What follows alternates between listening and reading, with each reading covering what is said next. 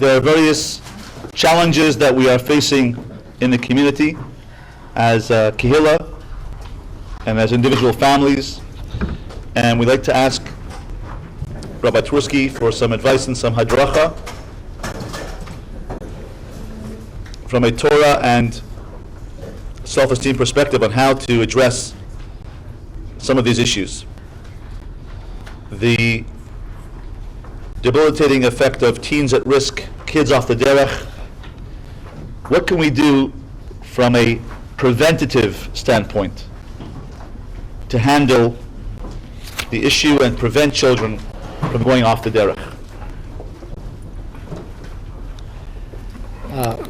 By the way, I just want to mention that everything that Chani said about the purpose of nefesh, they're all very important things, but they're all secondary. The real purpose for nefesh was to enable me to meet my wife. I wasn't sure if you that was at the first. So I think that was the real purpose for nefesh. All the rest is secondary. The problem of teens at risk is obviously a very serious problem. Let me just make one comment that I think has some importance, and not that I have the solution to it, but at least we should know one of the areas of difficulty. We're talking about adolescence, and I don't know if most of us realize that adolescence is an unnatural state in life. Primitive tribes did not have anything such as adolescence. There were puberty rites, and when a child reached a certain age and went through the puberty rites, the child became an adult. That's what happens with us by bar mitzvah and bas mitzvah. Right? A young man is a minor until the shkia of his 12th year, and then immediately becomes an adult. And a young woman is a minor until the last day of her 11th year, and then immediately becomes an adult. And if a 12-year-old or 13-year-old boy or girl commits a crime and are brought to Beis Din, they are dealt with no differently than if they were 30 or 40 years old. There is no adolescence. The reason that I think that's important is because it struck me once when I was called to the emergency room. A young man had come in, so I sat down with him, and he looked like 15 or 16. And I said, "What's your trouble, son?" And he didn't say anything. I said, "Well, why did you come to the emergency room?" And he didn't say anything. So I said, I'll sit with you for a little bit, and if you feel more relaxed and more comfortable, you can tell me what the problem was. So after a few minutes, he says, "I'm a nothing." I said, "Why do you feel that you're a nothing?" He says, "Well, what am I? I'm not a child, and I'm not an adult, so I'm a nothing." And it struck me that what he was saying was something very true. Adolescence is an artificial state that civilization decided on, and it was a serious mistake. Because you see, for a minor, the parents carry the responsibility. Once the person becomes an adult, he or she is responsible. During the period of adolescence, which is anywhere from 12 to 20, no one is responsible. Right?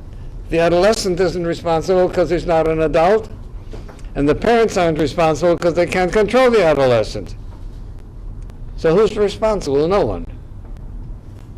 So first of all, an adolescent goes up with a feeling of lack of responsibility, a lack of accountability.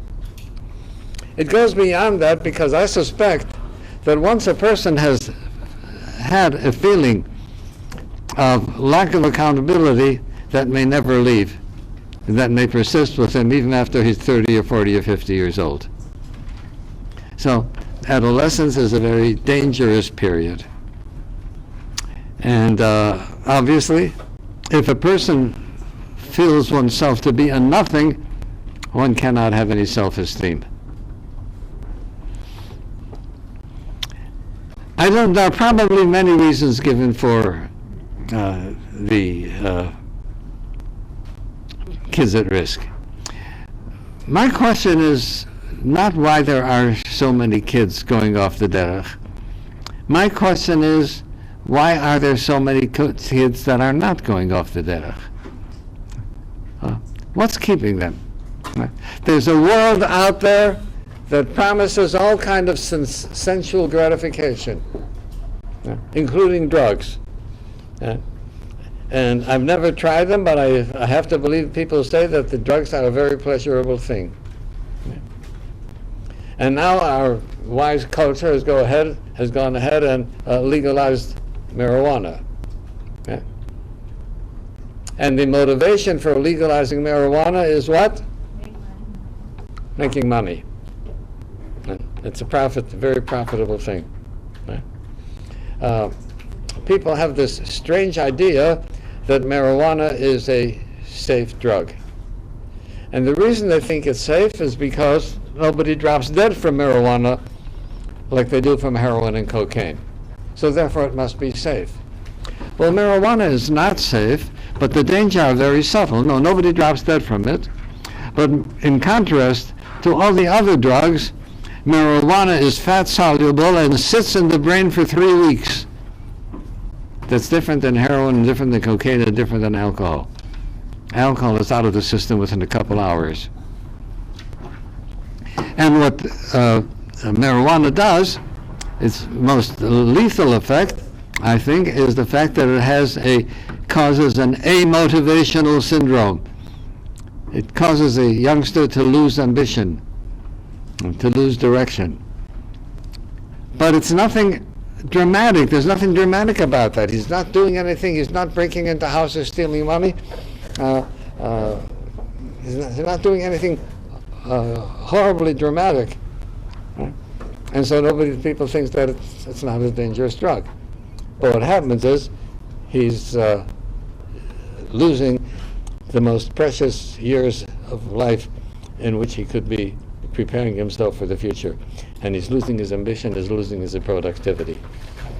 But our culture has decided that it's safe because they can make money off of it. So, but marijuana is just one of the drugs that are around. And kids are into all kinds of drugs, especially alcohol.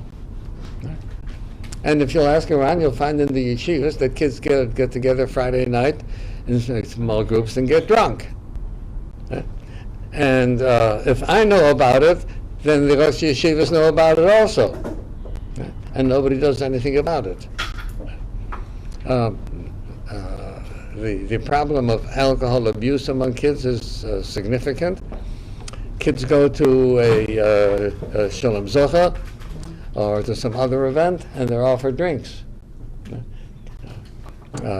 And kids are youngsters. Their brains are extremely susceptible, much more so than the adult brain. And all of these chemicals have a very bad effect on kids. So what are you going to do? You got a culture out there that's pushing chemicals at kids. In addition to the chemicals, the culture is pushing sexual gratification at kids. And internet pornography is an epidemic, and it has affected families in which we thought it would never happen. And there's simply no immunity. It's not unusual for me to get a call like I did just a couple of weeks ago about a young woman who lives someplace in the Midwest, and she came to visit her family in New York, and she used her father's computer. And her father is a pillar of the community, a tzaddik. and she realized what kind of stuff the father was looking at. Right? And she asked the question, how do I relate to him? How can I respect him? How can my children respect him? So the kinds of things that our culture and our environment is throwing at the kids, I keep on wondering, what's keeping the kids on the derech? Now, fortunately, there's enough social pressure and family cohesiveness that the children don't want to lose their families, and so they stay on the derech. They don't want to drift away. One of the possibilities are that kids who do go off the derech may not have had that strong family tie and the strong family cohesiveness from both father and mother and siblings and grandparents. And if there's no strong family cohesiveness and everybody in the family is going in his way and nobody really caring too much about what the other one is doing, then you lose that one bond that can keep the kids together. I think that there's something wrong with what we're doing with Yiddishkeit. Yiddishkeit is beautiful, absolutely beautiful. And I grew up with what I thought was a beautiful manifestation of Yiddishkeit. But some of it has been somehow lost. A father who tells me, what do I do with my son? He refuses to go to shul. And I wonder, what about those kids who do go to shul? Why? Right? What is there today in many places that's inspiring about davening? Yeah. You know, look, I go to minyan in the morning. The minyan stops promptly at 6:30 and is over promptly at 7 o'clock. Right? And it's wonderful that everybody's putting on talis and shul and davening, but to say that there's anything inspiring about davening? No. After one has put in his duty for half an hour in shul, then you go and spend the rest of the day in whatever the daily activities are and work and business and so forth.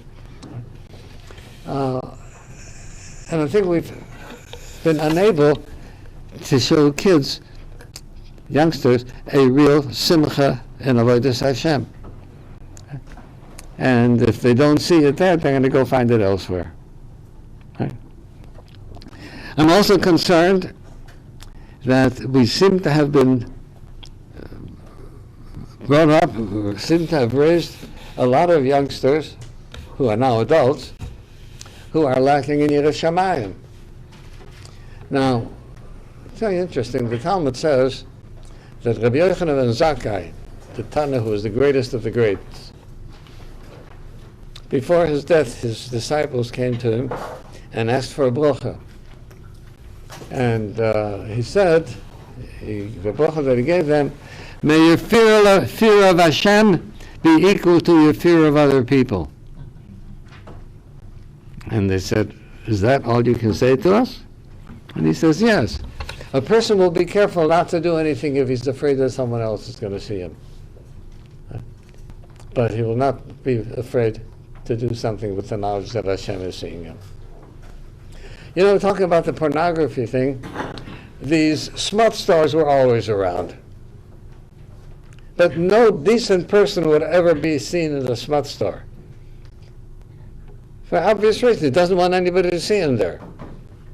Right? So the fear of other people seeing him was the deterrent. But today that's no longer the problem. No? Today the privacy of your home, the privacy of your office, the privacy of your iPad or your BlackBerry or whatever, you can get all the pornography you want. And nobody will see you. So what happens is that these are people who will be observant of Shabbos and of Pesach and of Tzukkas and everything else, and they'll do the mitzvahs, and they even put on talis and tefillin every day, right? But no Yiras Shamayim.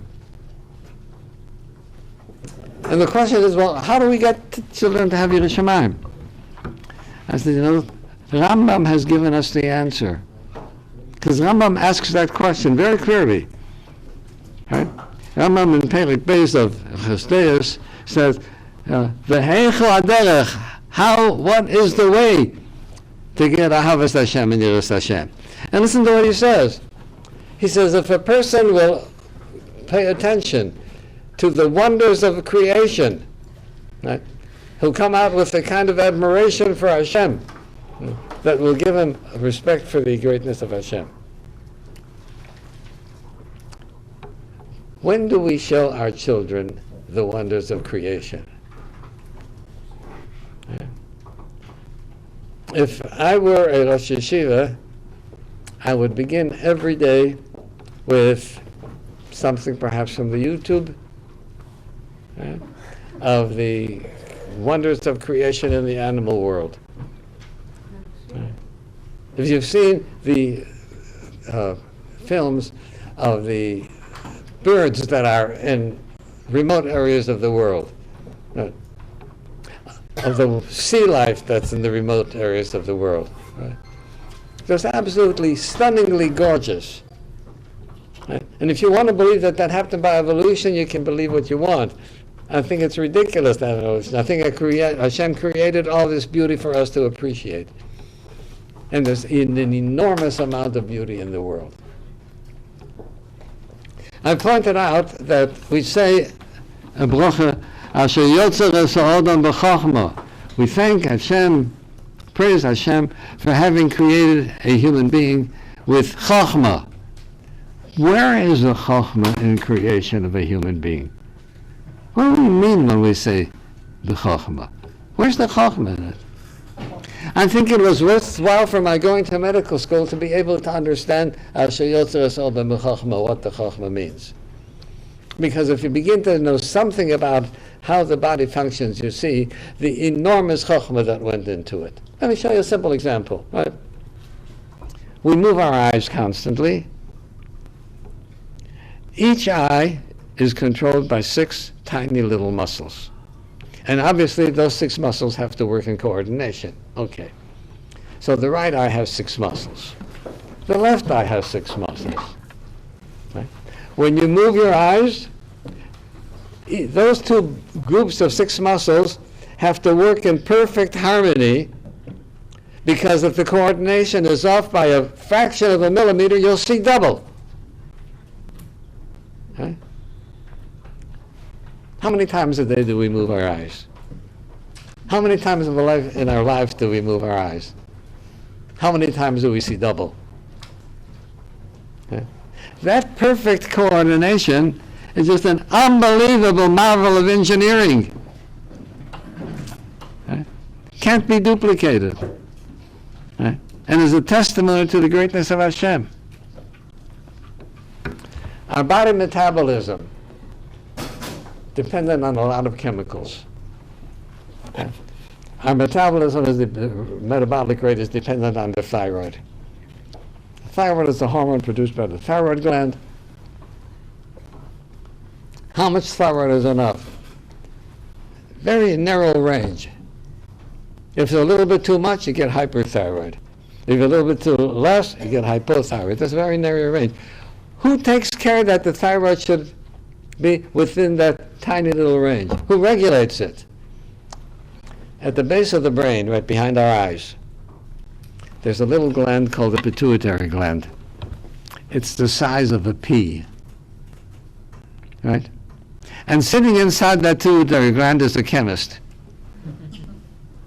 And as the blood goes through the pituitary gland, that chemist analyzes the blood and says, how much thyroid hormone is there? Oh, it looks like we're a little low. Right? So the pituitary gland sends a message to the thyroid, start producing thyroxine. Right? As it produces thyroxine, the blood comes through again, and then again. Oh, we got enough. Sends a message to the thyroid gland, stop producing thyroxine. Does the same with all the other hormones of the body. Right? We need a certain amount of sodium, a certain amount of potassium, a certain amount of carbon dioxide, a certain amount of chlorine. Who takes care that those amounts remain accurate and stable? Well, as our blood goes through the kidneys, and then the blood goes through this little pea-sized pituitary gland, the chemist sitting up there in the pituitary gland analyzes the blood and says, uh-oh, we're getting low on sodium. It sends a message to the kidney, absorb sodium. Right? Once the blood level of sodium rises, it sends a message to the kidney, stop the absorption of sodium. Right? Analyzes the blood and says, too much potassium, you better excrete more potassium. Sends a message to the kidney, excrete more potassium. Who takes care of that? That little chemist sitting inside that little pea. Do you realize that if you wanted to duplicate what the pituitary gland does, you would have to build a complete computerized factory, probably 2 square blocks long and 4 stories high, right? And it wouldn't do the job half as well. That little pituitary gland is just one tiny example of the Chachma and the Bria. Asher yotzer es ha'odam b'chochma. Right? I could go on and again for the understanding of the central nervous system. 200 billion cells operating together, it staggers the imagination. Right? Mind staggering. And that's the greatness in Hashem's creation. If somebody tells me it happened by evolution, I'd be crazy to believe that. Right? And then you have the appreciation of Hashem and creation of the entire world, the animal world, the vegetable world, just the astronomical world. When do we teach our children this? The Rambam says that's the way to get Yiras Shamayim. Learn to have admiration for HaKadosh Baruch Hu. So we don't pay any attention to the Rambam. We learn why our kids don't respect Yiddishkeit. Right? So I think that some necessary changes be made in order that we get the kids to have Yiras Shamayim. And if we can't rely on the educational institutions to do it, then I think that we ought to start doing it at home. Right? So we ought to start teaching the kids the beauty of creation. Now, if you're fortunate and you can afford to take the kids the trips around the world and to see the beauty of the world, that's fine. But if you can't, you can do the same thing with the YouTube. You can get to see everything beautiful in the world in the YouTube. Now, the problem is it's on the internet. So if you have the internet with a good filter, then it could be relatively safe. And spend some time with the children, teaching them. And in order to teach them, you have to learn a little bit about yourself. Right? And I think we could teach kids the appreciation where they have a concept of Baruch Atah Hashem, but what are we saying? And why are we saying it? And who is Hashem anyway? So I think that we're, and you say, well, what happened? They didn't do that 200 years ago. Yeah, but 200 years ago they didn't have the challenges that we have. Growing up in a shtetl 200 years ago was quite safe. It was growing up in the 1930s was safe. I remember I used to listen to the radio. There was good, clean, fun humor. And even when television came out, there was good, clean, fun humor. Today, if I'm stuck in a hotel, and if I don't want to write or anything, and I put on the television, if I'm lucky, there may be a baseball game or a football game on, then I can watch. But if not, I have to turn it off. Because all of the sitcoms and all the other things they watch are disgusting. They're nauseating. Right? And no respect for the human being at all. So, I said my question is not what happens if there's kids that go off the derech. My question is, what's keeping those kids, so many kids on the derech? Because the challenges and the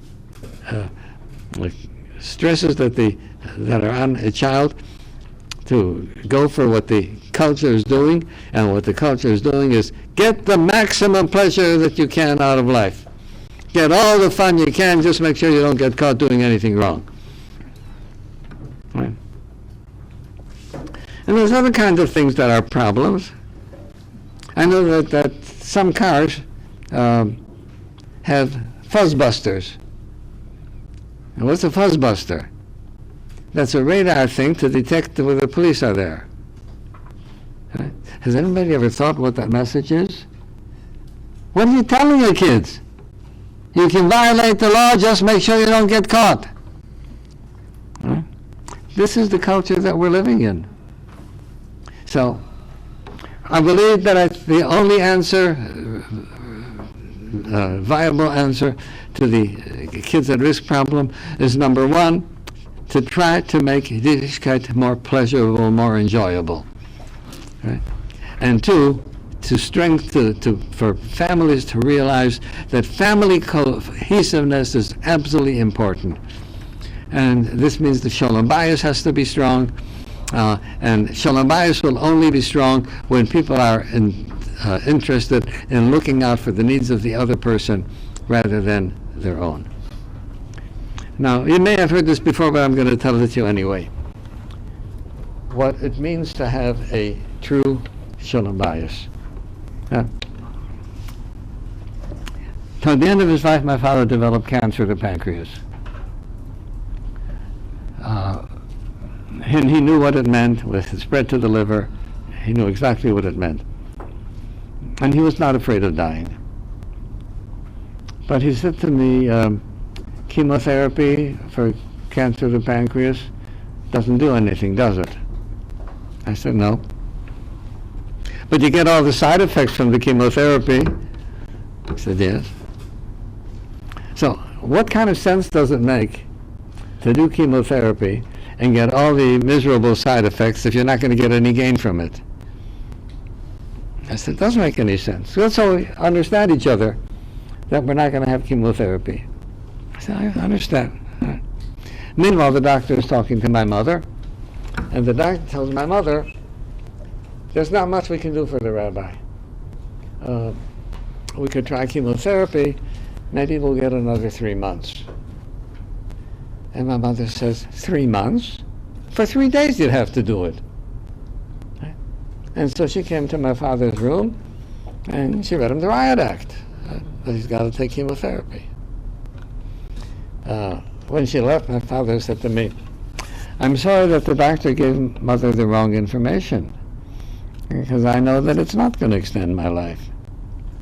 But he says, if I refuse the chemotherapy, you know what's going to happen when I die? Ina will say, if only I had insisted, he would still be alive. And she'll feel guilty that she didn't insist. I don't want Ina to feel guilty. So I'll take the chemotherapy. That was the kind of a relationship of doing what will make the other person feel better. Right? Now, I can tell you this much, my father and mother did not get married because they fell in love. Because my father saw my mother the first time in his life after the chuppah. He had no idea whom he was marrying. All right? I don't think we could do it these days, but it's just a sign of the times. That was okay. They got married for the same reason. They felt that they had a purpose and a mission to have a family that will continue that will preserve the traditions of the generations. They were of one mind. Right? And that kind of Shalom Bayis, I think, can provide for family cohesiveness and can hopefully minimize the problems of kids at risk. It's not an easy solution.